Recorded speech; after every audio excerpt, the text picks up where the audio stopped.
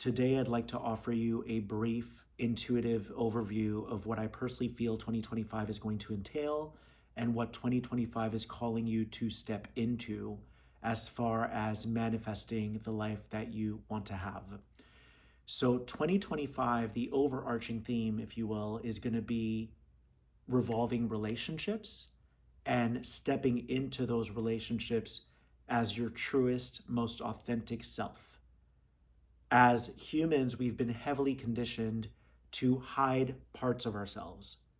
It's like we're ashamed to tell people who we are. We're ashamed to show them who we are. We're afraid to be judged by others. And so we end up contorting ourselves and bending to meet other people's expectations because we don't want to be judged by them. In 2025, all of that has to be chucked out the window. You need to prioritize your needs. You need to be transparent about who you are so that you can ensure you end up having a successful relationship where your partner knows exactly who you are and there aren't skeletons in the closet. I'm going to give you an exaggerated example, so please don't make it about the example itself. This is just to drive a point home. But let's say that you're someone who wants to be in an open relationship rather than a monogamous relationship.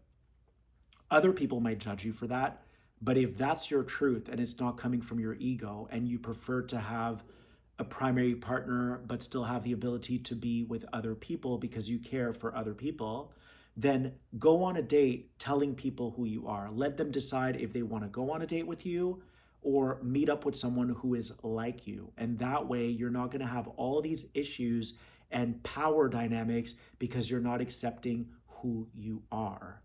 I respect someone who wants to be in an open relationship over someone who really wants that but is afraid to say that and ends up being in a monogamous one and ends up cheating on their partner because they were too afraid to be themselves. So that's kind of the idea. If you want monogamy and you want to have 2 children and you want to build a business with your partner, say that from the jump. If you see that the guy is like, I was thinking 1 might be enough, and you're like, you know what, maybe I can do that. Don't say that. Like, you want 2, you just met this man. Make yourself the priority and stop giving your power away to people because you're afraid to be judged. In other words, you have to stop trying to protect other people's feelings. You need to prioritize what you want and how you want to feel and stop making it wrong. Stop shaming yourself for being the way that you are. Stop shaming yourself for fantasizing about certain things you fantasize about. There's no judgment. You're the only one judging yourself. So this is about unapologetically stepping into your true self and actually telling people who you are rather than wasting all this time in a 5-year relationship and ending up in a breakup because the truth ended up coming out. People don't realize that the key to manifesting is first accepting yourself as you are. And I think that's why, this is so random, but I feel like that's why I respect animals so much, because a squirrel isn't going to pretend to be a lion. A squirrel is doing what it's doing.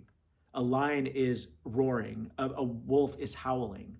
And I think we can learn a lot from animals because they're not pretending to be something that they're not. They're just owning who they are, and you see it for what it is. So I encourage you in 2025 to build relationships with a solid foundation, meaning honesty, transparency, and not being afraid to be yourself and to just own it.